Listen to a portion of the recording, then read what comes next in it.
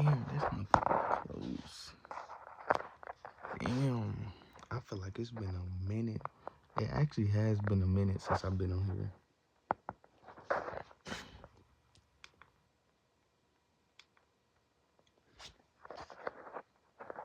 Damn, my face look big as fuck.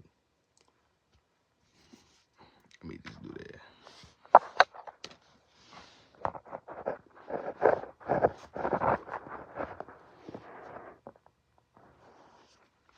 YouTube was good with it. Damn. It's been about a month since I've been on here. I'm not gonna lie.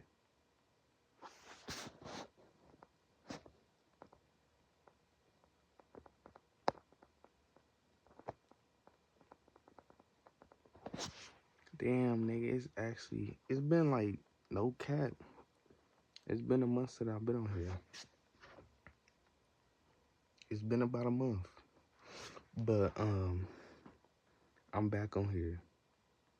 You feel me? I definitely been inconsistent, as y'all can see, you know. But, you know, it happens. But when we inconsistent, we should not make it a habit of being inconsistent. And that's what I did. I made it a habit of not posting on YouTube anymore. Not reading on here no more. So that's why I ain't been posting. But I read this book on here before, but something told me to pick it back up to get these words embedded in my mind so I can understand, you know, what's going on, because some things been happening, you know, in my personal life, and good things been happening, but we gotta get the mindset right. You feel me? And um, we gotta get that right first. We try to wash the outside glass instead of trying to clean the inside glass. You feel me? We try to make the outside of the car look good and forget to vacuum the inside of the car. You feel me? We do shit ass backwards. We put our pants on backwards. You feel me? You feel me? Aimlessly. And I'm saying this because we have to get in the habit of doing shit that align with what we say we want. Cause we can all want something.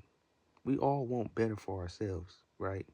We all do. We all want to be better. But niggas fail to realize that. And even me, like, we fail to realize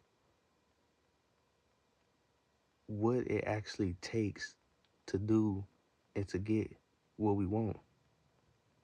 Cause nigga, I tell you, like, nigga, we say we all want something, right?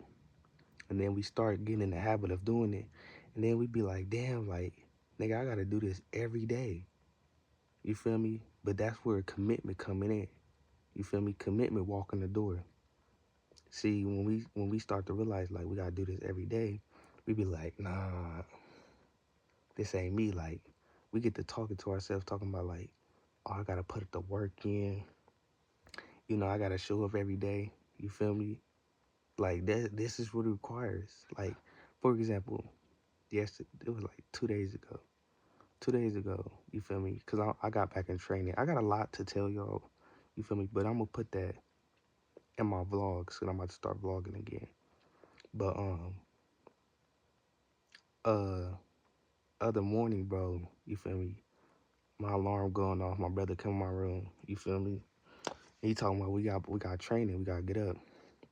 And I'm just, my eyes is still closed.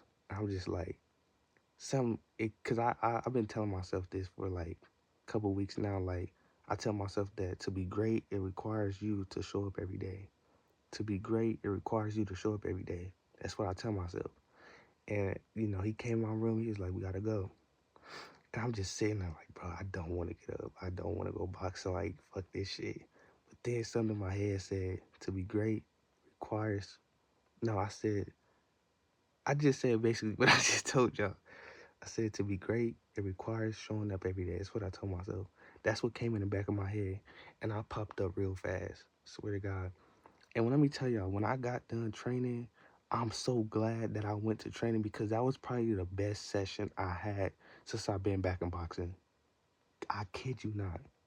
I kid you not. That was the best session I ever had when I got back to training. I swear to God. If I didn't tell myself that, I would not have went. I promise to God I would not have went. But I had to tell myself that to remind me that if you want to be great, you got to show up every day. You don't have to give 100% every day, but your aim should be to give 100%. If you don't give 100%, give 99%. If you can't get 99%, give 98%. If you can't get 98%, give 97%. If you can't give 97%, give 96%. Give a percentage, because 1% is better than 0%. You feel me? Because I could have stayed in bed. My brother could have got one up on me because he went to training and I missed the training. So he ahead of me. You feel me? So, like, that's where commitment boils down to. We say we want something, but are we committed to it? Once you commit to something, you locked in. Like it's a lock that you can't unlock. So the question is, like, are you committed to getting what you say you want? Because if you're not committed, you gonna justify the days that you miss. You feel me? You gonna justify it. You gonna be like, oh, it's cool. You feel me? It's cool. I'll be back tomorrow. You gonna justify missing your workout. You gonna justify, not reading. You gonna justify not running. You gonna justify not showing up in the studio. You gonna justify these days because you're not committed. But if you committed, you ain't gotta justify nothing. You feel me? It's nothing to justify because you committed. You showing up every day. And you gotta make that decision to commit. You feel me? Commitment is everything. If you're not committed to your goals, I promise you 10 times out of 10, you're not committed to no relationship. You probably texting other females. You probably entertaining other females. You probably cheating because you're not committed. You feel me? You got to be committed. And that's one thing I have to learn. Not have to learn. I had to learn. You feel me? We got to commit to what we're doing. I read something and it was basically saying, it said something like, whatever your hand finds to do, do it with everything, because at the end of the day, the grave is where you going. You feel me? We all gonna die.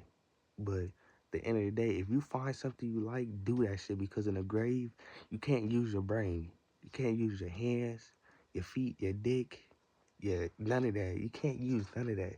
So I'm not saying use your dick, but like protect it, you feel me, when you fucking, but I'm saying that to say, like, use everything you have now, because you can't use it in the grave. In the grave, you're gonna be dead as fuck.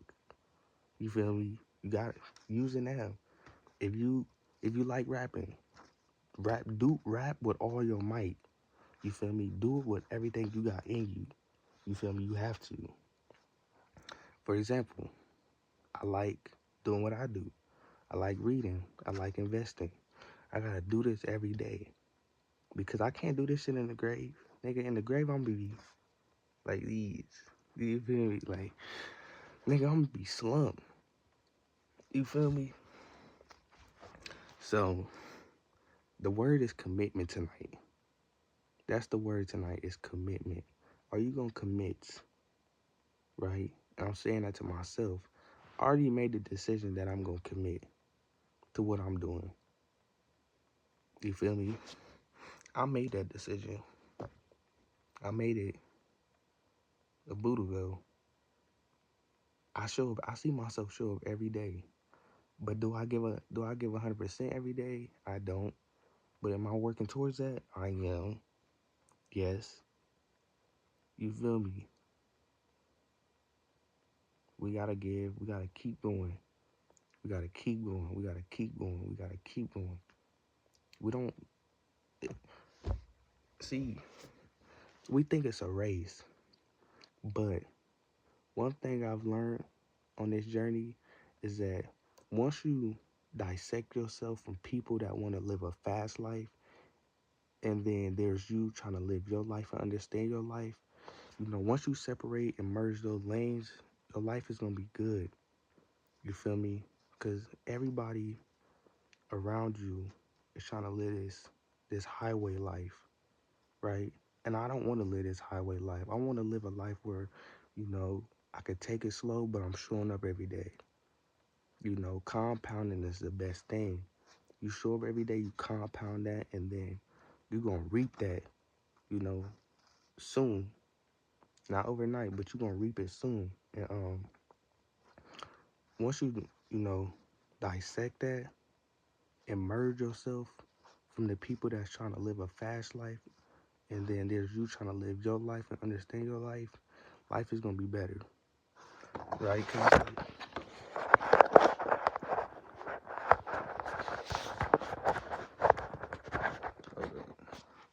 Because it's like this. Everybody trying to live this life, this one life, right? This fast life. But when you merge it and you're on your pace, your own race, life going to be smooth. You ain't got to worry. You ain't got nothing to worry about. That's what I did. Everybody want the fast life. I know what I want, and I'm going to get it. That's the crazy thing. I believe in myself, like, for real. You want to know why I believe in myself so much? I'm going to tell y'all the secret, like, dead ass. I believe in myself so much because I know I already got what I need to get to where I want to go. I already got it. It's just now I have to use what I got. I can't keep trying to get more outside of me. You feel me? Like, I got everything. And it just, in due time, it's just going to be a reflection, right? So, I'm back on here, y'all, for real. And let's get this thing back rolling. Like I said, when I get my camera, I'm gonna be vlogging again. So make sure y'all tap into these vlogs. You feel me? I'm back on my reading. I never was off my reading. I just was inconsistent with my reading. But it's never a time that I not picked up a book. I always got a book. And I'm doing something different now with my books. Taking notes on the things that really, resonate with me. And, I'm getting better. I'm getting better at my craft. I'm only going to get great at what I do because I do it every day. But we going to get to reading. Like I said before, look, I'm going to speak on this and we going to get to reading. I'm going to tell y'all again, if y'all been watching my lives, y'all know I say y'all got to read. People don't want to read because it's not, it's not much going on. It don't have their eyes moving, I feel like the reason people don't want to read or can't read because their attention can't focus on one page at a time. They need more movement of something to stimulate their mind. But once you have a desire to change, you can read. Some people might be like, how do I get the desire to change? Listen to this example. If you and your friend in your room arguing and you hear your mom walk in, let's go back. You and your friend arguing, y'all cussing, y'all hollering, call each other bitches, all this shit, right? And your mom walk in. Instantly, your mindset changed. You stop cussing. Why did your mindset change? Because you had a desire to change that because somebody walked in the room. So you can't tell me that you can't change your mind because you did and you do when your mom walked in. We can all change our mind. It's just we don't have the desire to, right? So think about that. We gotta read because a mindset is everything. People don't want to hear it. People love to say, "You think you know everything?" Bro, people gonna say this. People are going to always have something to say. But I trust me. I'm gonna make a promise to y'all. I'm gonna get y'all mindset right and my mindset right, and then I'm gonna show y'all how to get the money. Because we try to get the money first, and then we lose it because we don't got the mindset to keep it and to invest it. You feel me? We try to chase the money, but when we get more money, we're gonna lose it because we don't have the mindset to know what to do with the money. All we know how to do is spend the money. That's all we know how to do. I could tell you a secret. If you want to stay broke, keep spending your money. That's a secret. But if you want to be rich, make some money, keep some money, and invest your money. It's not what you make. It's what you do with what you make. It's not what you make. It's what you do with what you make. Somebody can make 100K a year and still be broke. Why? Because it's what they do with what they make. They spending their money. We're in a world where high consumption is the most popular thing in this world. Hyper consumption, this is our society. All we know how to do is spend. Not me. Not no more. I don't do that no more. Old me, I used to throw my money like I was in a strip club. Not no more. Not no more. I don't do that no more. You feel me? And we gotta learn how money works. All these things, but I'm gonna help y'all and y'all gonna help me.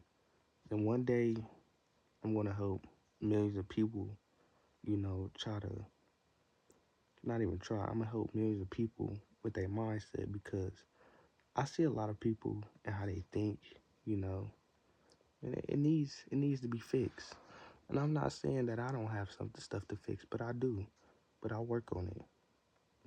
I'm not saying you don't work on it, but every day you see me, it's growth. You see something different, you know. Remember that. But we're gonna get into this. We're gonna get into this. Like I said, I already read this book. Like I read this book like 4 months ago on here. But like I said, I had to come back to it. It's a different type of timing. But we on here, YouTube.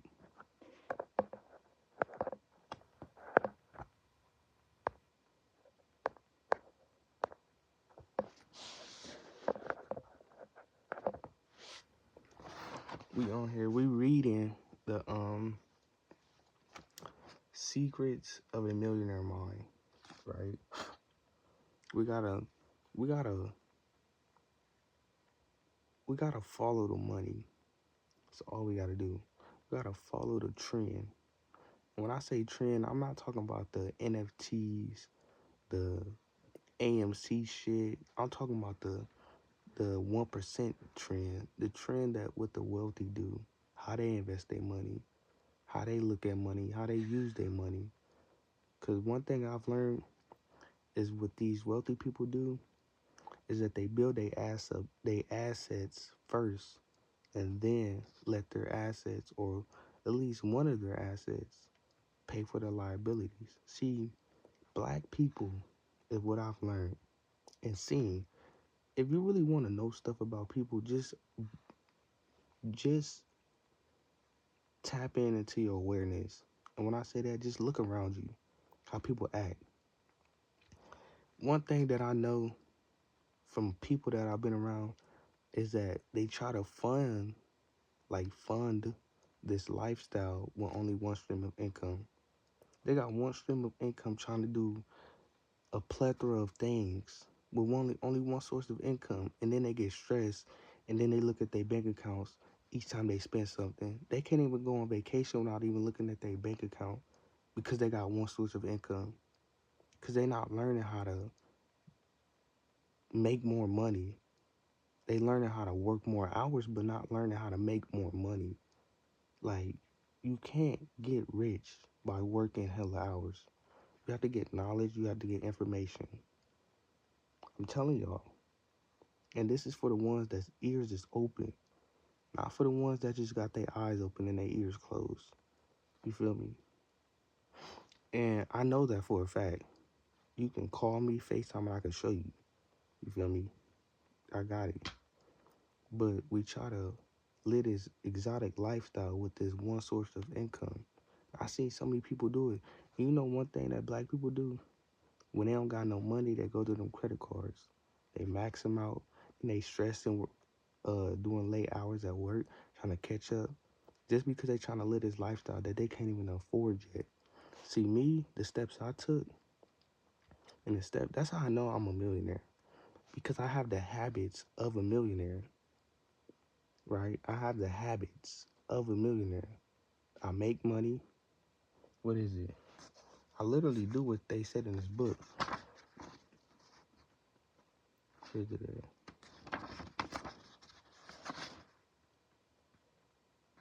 I make money, I keep it, and I invest it. I don't make the money and then spend the money. I don't do that. I make the money, I keep the money, and then I invest the money. Right? And if you got a girlfriend, if she not on the same timing as you as money wise, got the same money blueprint as you gotta cut her off. Because if you got a vision of becoming a millionaire and then your partner, all she know how to do and all she wanna do is just spend your money, you can't be a millionaire. You can't spend your way to $1 million. You can invest your way, but you keep spending your money, that's gonna keep dissipating you from getting that $1 million, right? That's gonna eradicate you from getting that $1 million. So, you gotta understand what you're doing. You feel me? Make sure everything is aligned with what you're doing. You feel me? Because I'd be a fool if I was with a girl right now. Because I got a vision and I got it mapped out. And I would be a fool if I got a girl that don't match that blueprint that I got on my notebooks. I'll be a fool if I got a girl that don't match that. Right? That I would be a fool. I wouldn't do that to myself. I, like I said to myself, whenever I do get a girl, I'm gonna let her know what I'm on. I'm gonna show her what I'm on. And if she fuck with it, she fuck with it. If she don't, she don't. Oh well, it's not for you. But you could be a part of it, but it's not for you. Because if it was for you, you know, uh, it probably wouldn't have been pre-planned, you know, if you was here, if that makes sense. I'm gonna say that if it was for you, I would have waited to do this plan, but it's not for you because I already had the plan before you even walked in. So it's not for you, but you can be a part of this. That's what I would tell her. You could be a part of this, but it's not for you. It's for me and my family that wants to learn it. You know, I don't think I'm going to tell my family that I'm a millionaire because I know things is going to change. People are going to look at me different. I don't think I am. If you want me to be honest, but I want to put them in a position. And when I mean put them in a position, I don't mean by giving them money. That's not putting nobody in a position. Because if I give them money and they still got the same mindset, I'm just throwing my money out. I might as well go to the strip club. But I'm going to give them information to help with their mindset. And then when they get the money, they know how to get to where I got. Period, point blank. I'm not about to give nobody some money with a messed up mindset. All they going to do is blow the money. I could have kept it and invested it for them. You feel me? But it all boils down to them. I used to feel bad on like people because of like I forgot the word, but I used to feel bad for people, like a lot of people, like a lot of my friends and shit. But I don't feel bad no more. I can't, because if I keep feeling bad, they it's gonna stop me. And I won't feel bad when I'm, in a higher level than them. Because I made this choice to do this. Like, y'all can too. You feel me? Y'all can make the same decision as me. You feel me? Y'all can't speak on opportunities. Y'all got social media just like me. I sometimes throw it in there when we talking, but I don't feel bad. You feel me? I don't feel no type of bad. I don't care, because I know where I want to go. You feel me? And they vision, and I got my vision, and I'm going with that.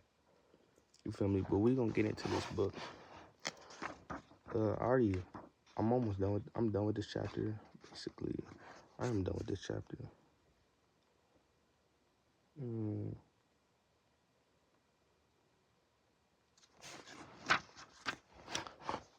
uh, we on well file 6. Let me show y'all what it look like.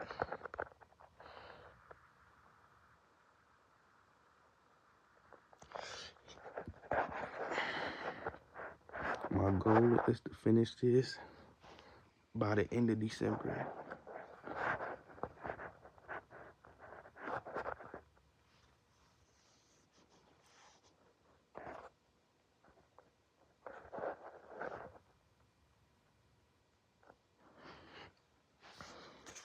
So it says, well file 6. And look, I'm gonna read this first. It says, rich people admire other rich and successful people. Poor people resent rich and successful people. And when we talking about rich and poor, we're not talking about money. So when we read in this book, when I say rich and poor, we're not talking about money. We're talking about mindset, mentality. How do rich mindsets act? How do poor mindsets act? Right? So it says, rich people admire other rich and successful people. Poor people resent rich and successful people. It says poor people often look at other people's success with resentment, jealousy, and envy, where they snip, they're so lucky, or whisper under their breath, those rich jerks, right? It says you have to realize that if you view rich people as bad in any way, shape, or form, and you want to be a good person, then you can never be rich. It's impossible. How can you be something you despise, right? It says, it's amazing to witness the resentment and even outright anger that many poor people have towards the rich, as if they believe that the rich people make them poor. Yep, that's right. Rich people took all the money, so there's none left for me. That's what the poor people will say. Of course, this is perfect victim talk, right? Poor people play victim. We say poor, we talking about mindset. They like to play the blame game. They like to, you did this. This was not me. This was all you. Instead of saying, okay, this was me. I did it. I take full responsibility. All right, I gotta go get a charger. I gotta get a charger.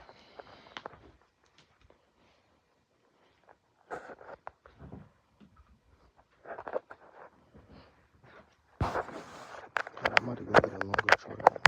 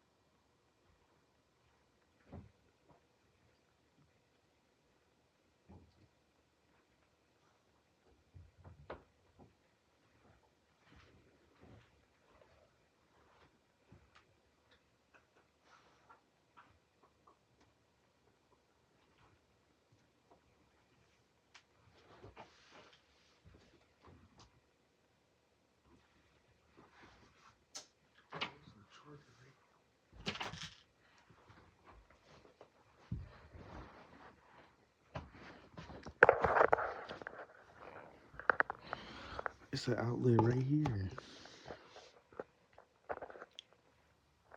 Oh shit.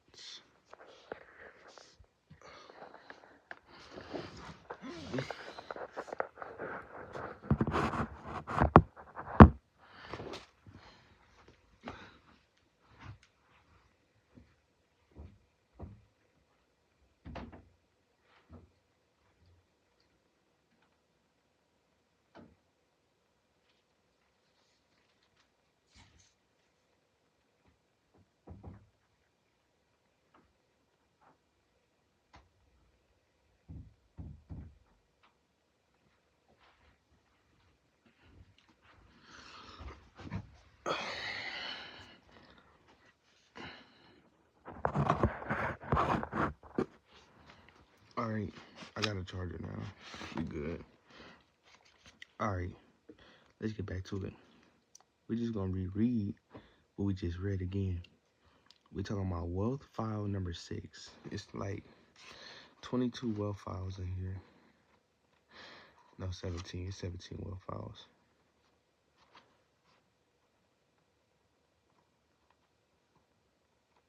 Bro, I remember this whole book, bro. Alright, let's get back to it. Remember, you gotta have the habits, right? Because everything we do have a habit to it. You feel me? We brush our teeth the same way. We got the habit of doing that. We put on our clothes the same way.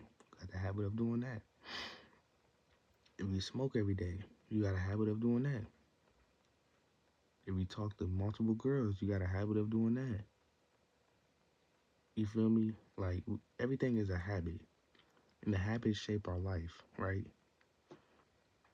So, I'm just somebody that love to read, right? And I read a lot of books, but I cannot wait till 2024. Book shopping is about to go so crazy. I think in 2023, I went to Barnes& and Noble 3 times and spent, I didn't go, I spent, I definitely spent no more than 300 and up on those 3 runs. The most I spent on some books was like 500. That's the most. That's the most I spent on some books. I got a lot of books, but I'm just getting, I keep burping. I'm just getting my mind right.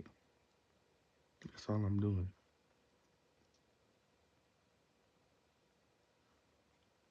I'm just getting my mind right. All right, let's get into it. We're talking about wealth file 6. Pay attention. Just listen to what I'm gonna break it down for y'all so y'all can understand, and then I'm gonna put it in steps to where you can take action. Right? I'm gonna break it down first.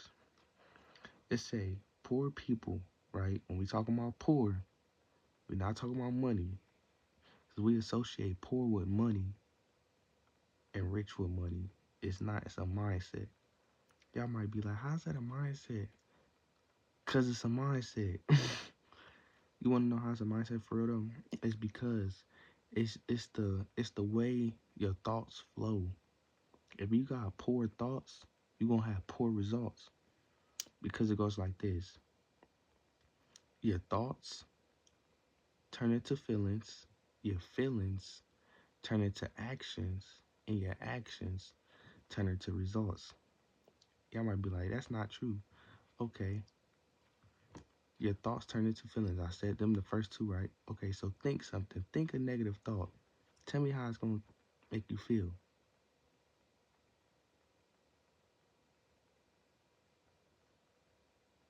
Think a negative thought. Because your thoughts turn into feelings. And once you got that feeling, feelings turn into action. How you going to act now? You going to act moody. You going to act depressed. You going to act, you going to act in a manner that's not desirable. And then action leads to results. What's the end result? You feel shitty. Thoughts turn into feelings. Feelings turn into action. Action turn into results. Y'all might be like, where do our thoughts come from then? Like, eh, if I'm not thinking these thoughts, where are they coming from? They coming from the things that we were programmed to see, believe, and experience growing up. That's where our thoughts come from past programming. That's where our thoughts come from, past programming. So everything in the past, from now to in the past, that's where all your thoughts is coming from. Each thought you think comes from the past that you've experienced, past programming, past condition, however you want to say it. That's where your thoughts come from. Tell me where else your thoughts is coming from.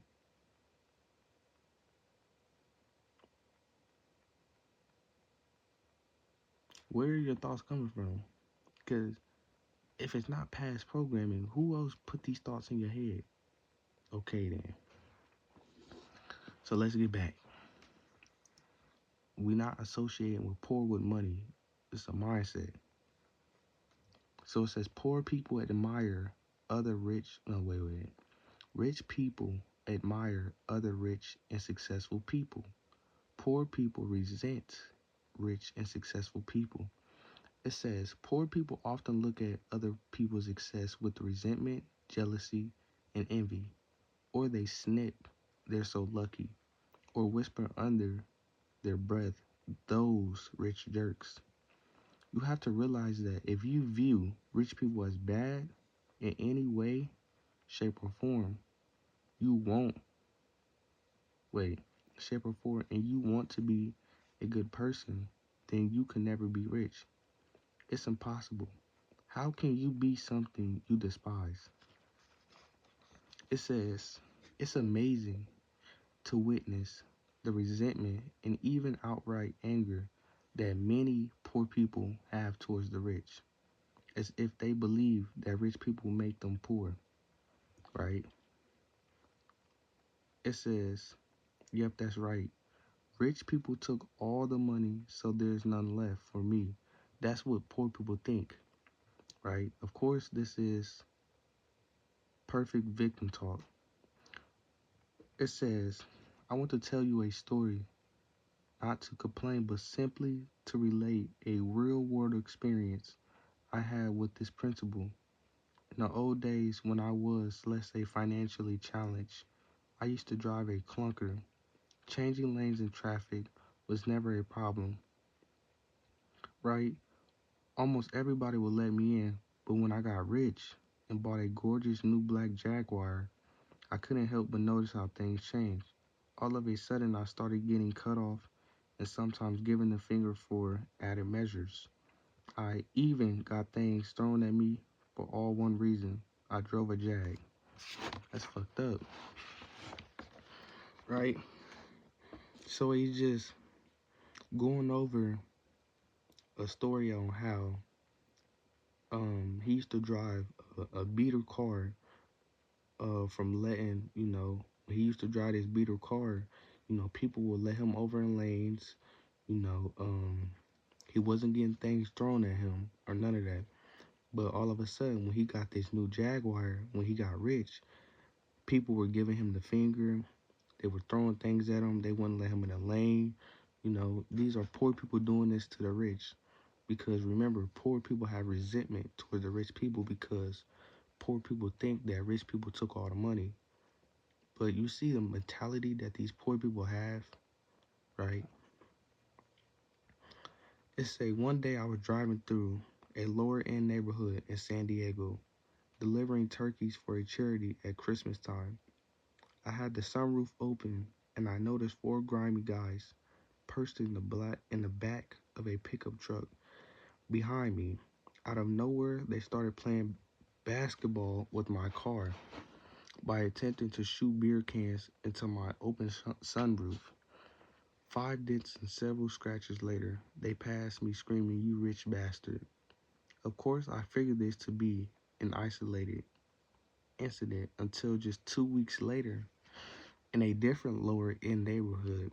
I parked my car on the street and returned to it less than 10 minutes later to discover that the entire side of my car had been keyed, right? It says the next time I went to that area of town, I rented a Ford, and amazingly, I didn't have a single problem. I'm not implying that poorer neighborhoods have bad people, but in my experience, they sure seem to have plenty of folks who resent the rich. Who knows? Maybe it's some kind of chicken and egg thing. Is it because they're broke that they resent the rich, or because they resent rich people that they're broke? It says, as far as I'm concerned, who cares? It's all the same. They're still poor. It's easy to talk about not resenting the poor, but depending on your mood, falling into the trap can happen to anyone, even me. Recently, I was eating dinner in my hotel room about an hour before going on stage to teach an evening session of the Millionaire Mind seminar. I turned I turned on the tube to check the sports scores and found that Oprah was on. Although I'm not a big fan of television, I love Oprah. That woman has affected more people in a positive way than almost anyone else on the planet. And consequently, she deserves every penny she's got and more. Meanwhile, she's interviewing actress Halle Berry. They're discussing how Halle has just received one of the largest film contracts in history for a female actor, $20 million. Holly then says that she doesn't care about the money and that she fought for this human humongous contract to blaze a trail for other women to follow. I heard myself I heard myself say skeptical, yeah right. Do you think I and everyone else watching this show is an idiot? You should take a hunk of that dough and give your public relation agents a raise. That's the best sound bite writing I've ever heard, right? Just listen, because right now, it's storytelling, but it's going to get to the point. So we're just talking about, if you didn't hear what I was saying, um, it's just talking about how, um, he was in a neighborhood, in a low-end neighborhood, in a poverty neighborhood, and, he was driving his rich cars through there. I don't know why. Well, the first reason is because he was delivering turkeys for a charity, and they was beating his car up, treating him shitty. And then the second time, he rented a Ford, and he didn't have a problem, right? I think he was just going to test to see, like, what was the real deal, like, why they keep messing with him. So obviously it's because they seen a rich Jaguar in their neighborhood, so they start beating on the car because they resent him, right? And then now we're talking about Oprah Winfrey and Halle Berry, right? On how Halle Berry just got a $20 million contract, right? And it says, I felt the negativity welling up inside me, and just in the neck of time, I caught myself before the energy took me over. Cancel, cancel, thank you for sharing. I yelled out loud to my mind to draw out that voice of resentment.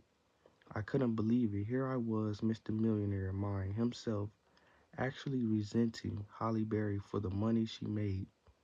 I quickly turned it around and began screaming at the top of my lungs. Way to go, girl. You rock. You let him off too cheap. You should have got $30 million. Good for you. You're incredible and you deserve it. I felt a lot better.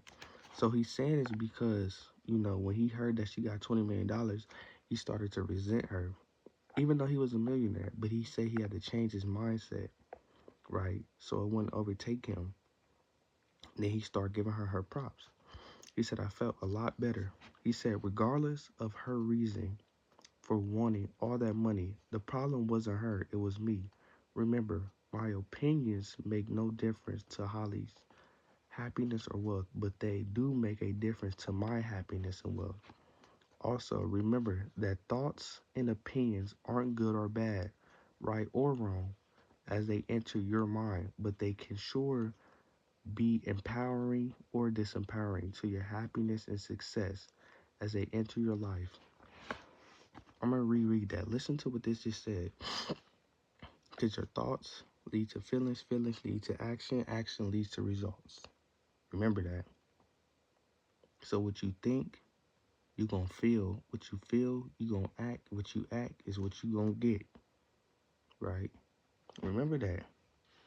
I ain't just speaking for now. I could be asleep right now. You feel me? Like, I could dead ass be asleep. But I'm trying to help y'all. And help me, of course. Like, the fuck? Say now. But for real, it say also remember that thoughts and opinions aren't good or bad, right? It says right or wrong as they enter your mind, but they sure can be empowering or disempowering to your happiness and success as they enter your life, right? It says the moment I felt that negative energy run through me, my observation alarms went off, and as I've trained myself to do, I immediately neutralize my negativity in my mind.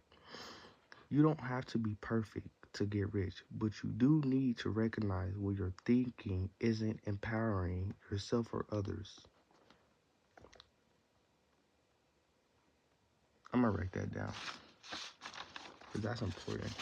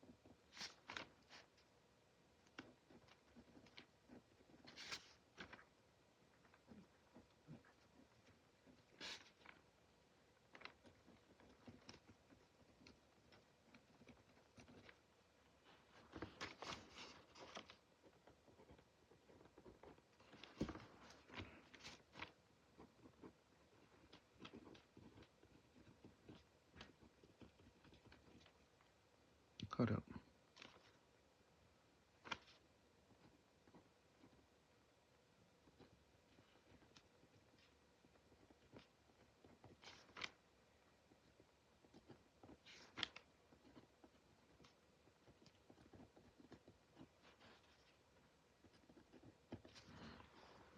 All right, let's read that again.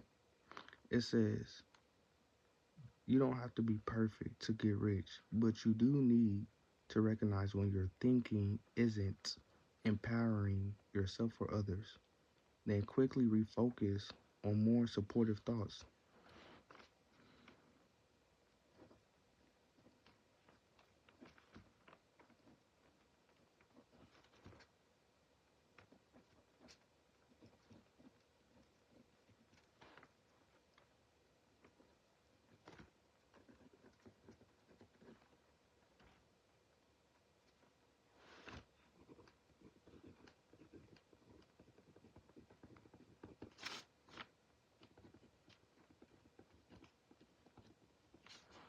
Right?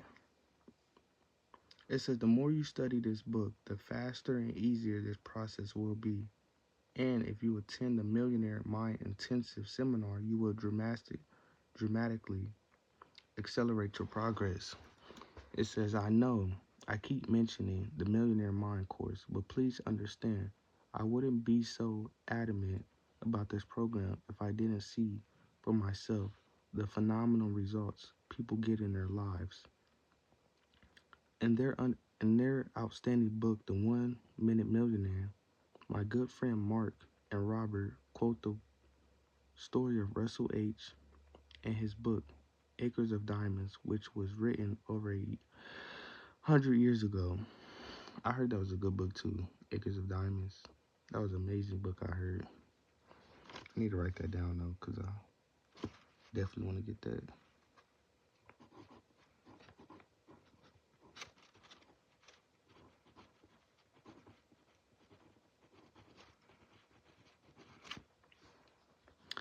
This is what he said in his book.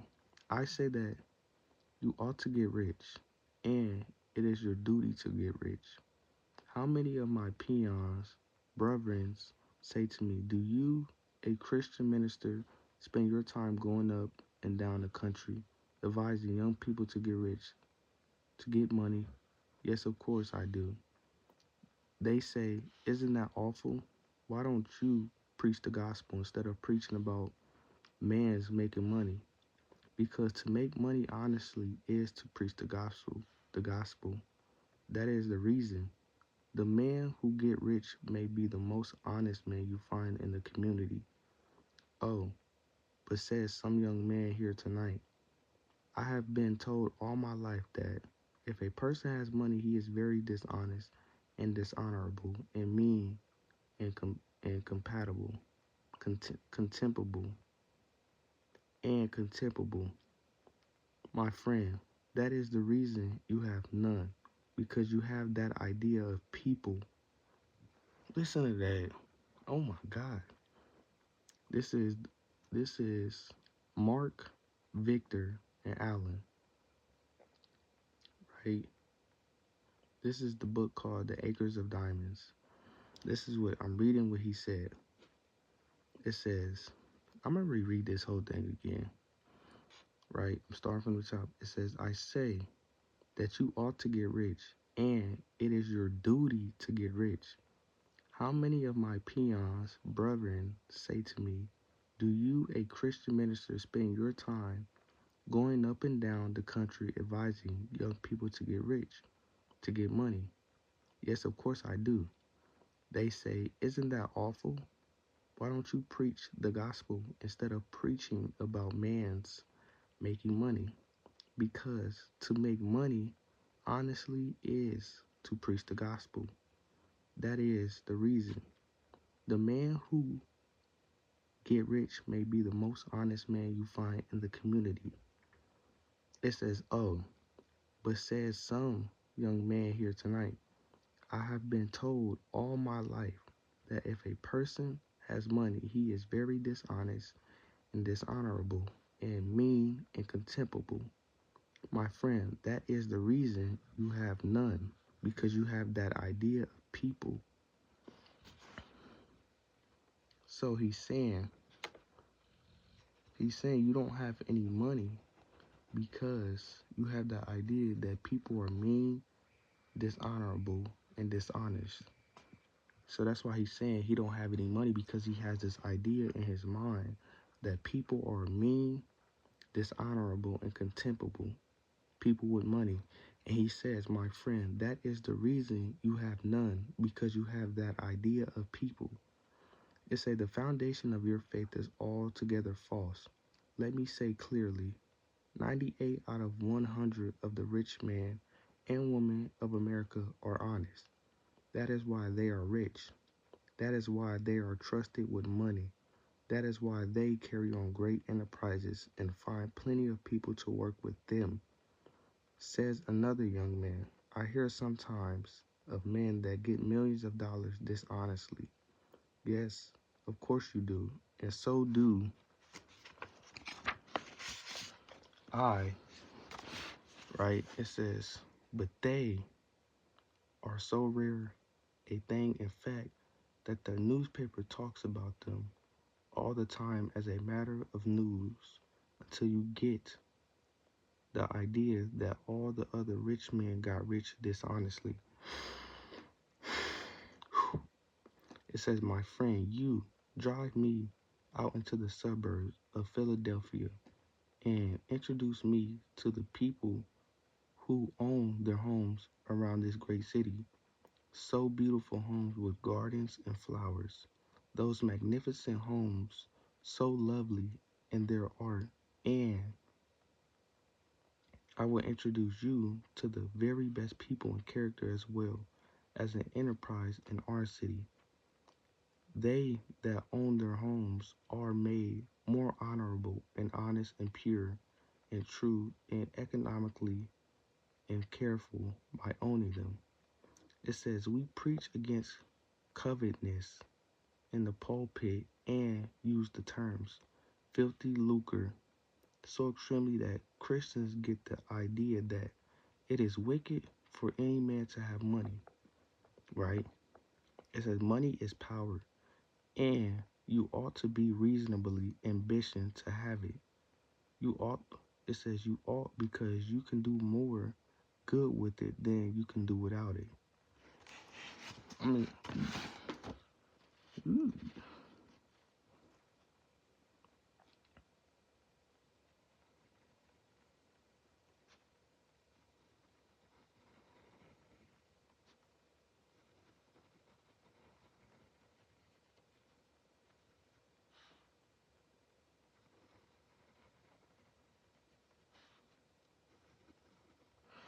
because look, if you think about it, when you get money, you probably gonna want to help more people.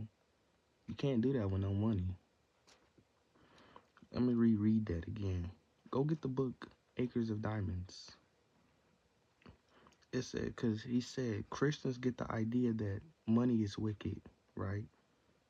He said money is power and you ought to be reasonably ambitious to have it. You ought because you can do more good with it than you can without it. Money printed your Bibles, money builds your churches, money sends your missionaries, and money pays your preachers. I say then, you ought to have money. If you can honestly attain unto riches, it is your godly duty to do so. It is an awful mistake of these peons people to think you must be awfully poor in order to be peons. Go get that book. Money isn't bad. Because we think, you know, it's we think, because I had this thought too. Like, if I get money, like, fuck, like, I don't know, if I get all this money, then people gonna be doing thinking this of me, this and that, trying to ask for handout. We don't need to focus on that. We don't owe nobody nothing. We don't owe nobody nothing. We are ourselves the best. You feel me? So it's not bad to become a millionaire. It's not bad to have a goal to have $1,000,000. That's not bad. Nothing's wrong with that. Cause that's what I'm doing. And I don't feel bad anymore for doing this.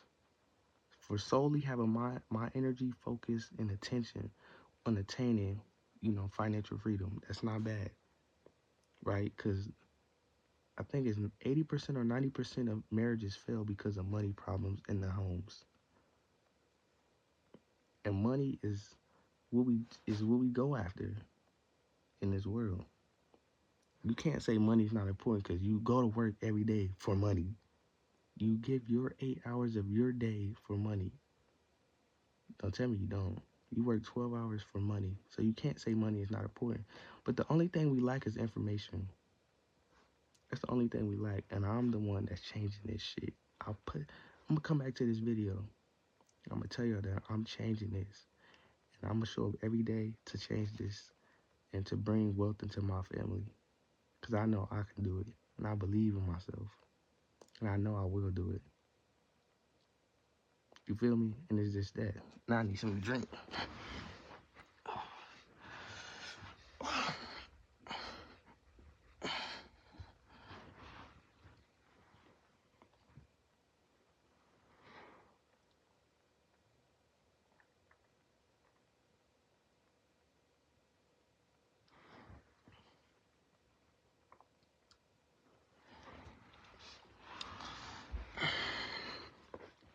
Right? So that was the Acres of Diamonds. It says Conwell's passage makes several excellent points. The first refers to the ability to be trusted. It says, of all the attributes necessary for getting rich, having others trust you has to be near the top of the list. Think about it. Would you do business with a person you didn't trust? Let me ask y'all that. Would you do business with somebody you didn't trust? Let me know in the chat. Let me know in the chat. Let me know in the chat.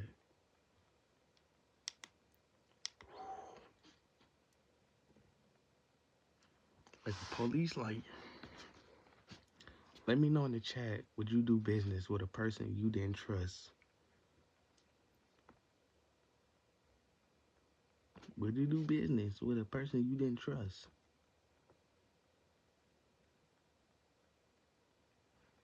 I wouldn't, right? It says, of all the attributes necessary for getting rich, having others trust you has to be near the top of the list. Think about it. Would you do business with a person you didn't trust, at least to some extent? No way. Meaning that to get rich, there's a good chance many people must trust you, right? And there's a good chance that for that many people to trust you, you have to be quite trustworthy, right? It says, what other traits does a person need to get rich and even more importantly, stay rich, right? What are the traits? It says, no doubt, there are always exceptions to any rule, but for the most part, who do you have to be to succeed at anything? Let me say that again. Who do you have to be to succeed at anything? You'll have to remember that the person you are today isn't going to be the person you are going to be when you have $1,000,000. But I'm going to tell y'all one thing. The person you are now needs to make the decision for the future you. Because without me, right, there wouldn't be no vision of my millionaire self. So I need myself. I need this person I am today for the person I want to be. Because the person I am today has to make these decisions, right? We try to not um appreciate the person we are today. We try to beat ourselves down, right? We try to do all these things to the version we are today. And we don't even know that we need the version we don't even know we need the person we are today for the person who we want to be. That makes sense. Let me say that again because I just said a lot. We don't I think we fail to realize that we need the person we are today for the person we envision to be. We need this person. I need me because the person I am has to make these decisions for the person I envision to see. You feel me? We don't like the person we are today, but we got to start liking the person we are today. Because if we don't like the person we are today, or we don't embrace the person we are today, we won't be able to create what we see of ourselves to be. You feel me? So you got to appreciate who you are now and embrace who you are because you won't never be this version again. You got to embrace everything that is happening now because you won't get this version of you again. And you need you today to make the decision for who you want to be. Period, point blank. So you got to embrace who you are now. You got to accept who you are now. You got to accept you got to accept everything that comes with you now. You feel me? That's period, point blank. We need the versions we are today so we can make decisions for who we want to be. And that's that. So it says, who do you have to be to succeed at anything? Try some of these characteristics on for size: positive, reliable, focused, determined, persistent, hardworking, energetic, good with people, a competent communicator, semi-intelligent, and an expert in at least one area.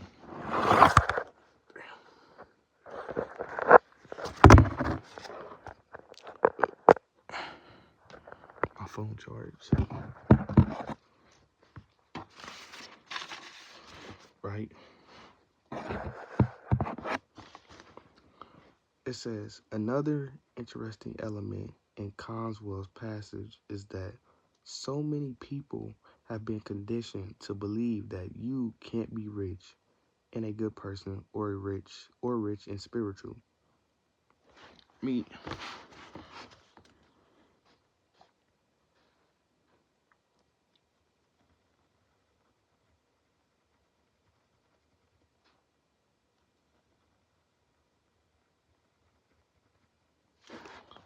let me read this again because society is crazy. It says so many people have been conditioned. You know what condition means? It says so many people have been conditioned to believe that you can't be rich and a good person or rich and spiritual. So many people been conditioned to believe that you can't be that. I too used to think this way.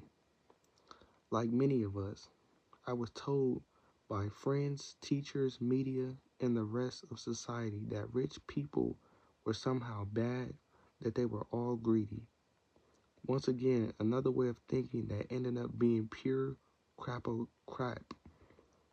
backed by my own real world experience rather than old fear-based myth. I have found that the richest people I know are also the nicest, right? It says, when I moved to San Diego, we moved into a home in one of the richest parts of town. We loved the beauty of the home in the area, but I had some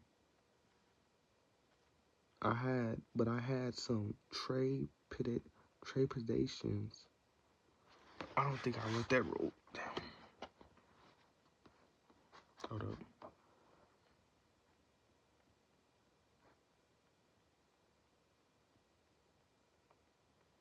I didn't write that word down. I gotta go back and see. He said, we love the beauty. It says, when I moved to San Diego, we moved into a home in one of the richest parts of town. We loved the beauty of the home in the area, but I had some trepidations because I didn't know anyone and I felt I didn't fit in yet. My plan was to stay low key and not mix much with these rich snobs, as the universe would have it. However, my kids, who were 5 and 7 years old at the time, made friends with the other kids in the neighborhood. Pretty soon, I was driving them to these mansions to drop them off to play. I remember knocking on a stunningly carved wooden door that was at least 25 feet high. The mom opened it up and, with the friendliest voice I'd ever heard, said, "Harv, it's so great to meet you. Come on in." I was a bit bewildered as she poured me some iced tea and got me a bowl of fruit. Right? What's the catch? My skeptical mind kept wanting to know. Then her husband came in from playing with his kids in the pool. He was even friendlier. "Harv, we're so happy to have you in the neighborhood. You have to come to our barbecue tonight with the rest of your family. We'll introduce you to everybody. And we're not taking no for an answer. By the way, do you play golf? I'm playing tomorrow at the club. Why don't you come as my guest?" By now, I was in shock. What happened to the snobs I was sure I was going to meet?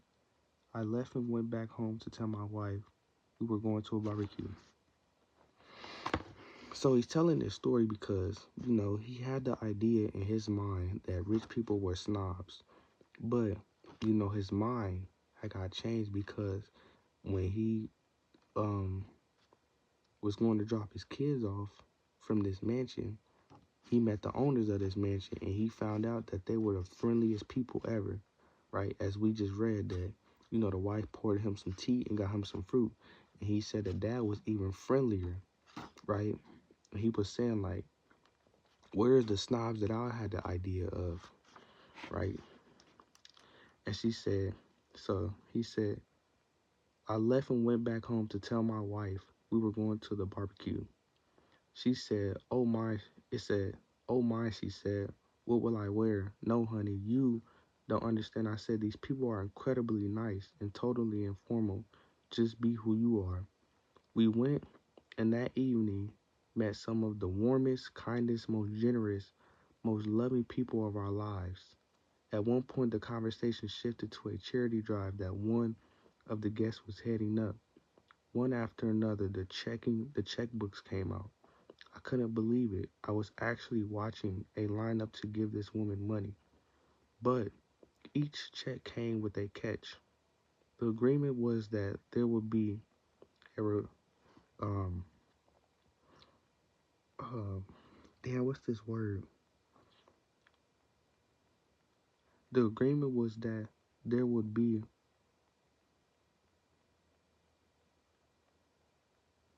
a reciprocity. I think I'm saying that right. And that the woman would support the charity and the donor was involved. That's right, to a T. Every person there either headed up or was a major player in a charity. Our friends who had invited us were involved in several. In fact, each year they made it their goal to be the single largest donor in the entire city to the Children's Hospital Fund. They not only gave tens of thousands of dollars themselves, but every year they organized a dinner gala that raised hundreds of thousands more. Oh, shit. All right, this is the last page, y'all. Right? It says, then there was the vein doctor. We became quite close with his family, too. He was among the top vein doctors in the world and made a fortune, somewhere in the range of $5,000 to $10,000 per surgery, doing 4 or 5 surgeries per day. Damn. I bring him up because every Tuesday was free day when he would do surgeries on people in the city who couldn't afford to pay. On this day, he would work from 6 a.m. to 10 p.m., doing as many as 10 surgeries, all for free. On top of this, he headed up his own organization whose mission was to get another doctors to do free days for people in their communities too. Needless to say, my old condition needless to say, my old conditioned belief that rich people were greedy snobs dissipated in the light of reality. It says, now I know the opposite to be true. In my experience, the richest people I know are the nicest people I know. They are also the most generous. Not to say that people who aren't rich aren't nice or generous, but I can safely say the idea that all rich people are somehow bad is nothing more than ignorance. It says, the fact is, resenting the rich is one of the surest ways to stay broke.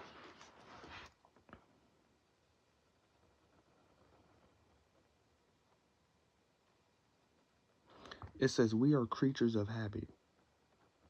Remember I said that earlier, that we got everything we do has a habit to it. And it just said it right here. So that just go to prove I ain't just talking, right? It says, we are creatures of habit. And to overcome this or any other habit, we need to practice. What do we need to practice, right? That's our question. Instead of resenting rich people, I want you to practice admiring rich people.